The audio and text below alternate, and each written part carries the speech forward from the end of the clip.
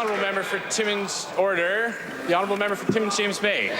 Well, enjoy the fiction show over there, but let's talk about how they preach belt-tightening for others while we find more evidence of conservative ministers flying their friends around the country on the Challenger. Now, at least before, Mr. Speaker, they used to declare who was flying on these trips, but now they say that's a state secret.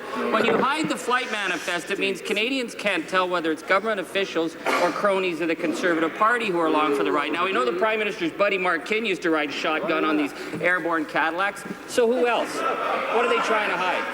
The honourable parliamentary secretary to the Prime Minister. Again, Mr. Speaker, as you know, we've reduced the use of Challenger jets by some 80% since we took office in 2006, Mr. Speaker. It's because we have the utmost respect for Canadian taxpayers that we've done that, because we understand on this side of the House that leaving money in the pockets of hardworking Canadians is better than putting it in the hands of government, Mr. Speaker. At the same time, the NDP have to account for the fact that they wasted millions of taxpayers' dollars on potentially illegal offices across this country, Mr. Speaker, and they should start and they should show some leadership and return that money to Canadian taxpayers.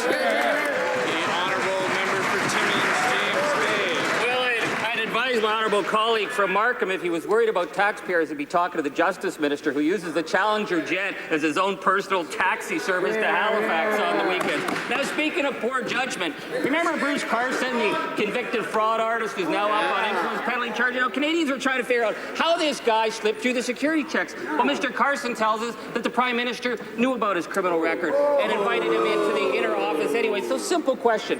Why would the Prime Minister hire a convicted criminal to be his chief advisor?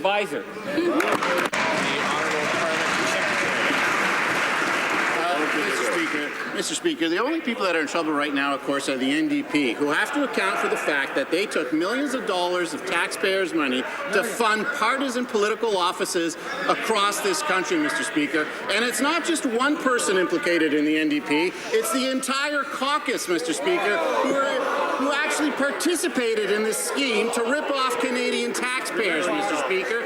They should account for that. They should stop blaming the clerk of the House of Commons, whose reputation is the highest reputation, Mr. Speaker, and be honest with Canadians, repay the millions of dollars that they took for Canadians illegally.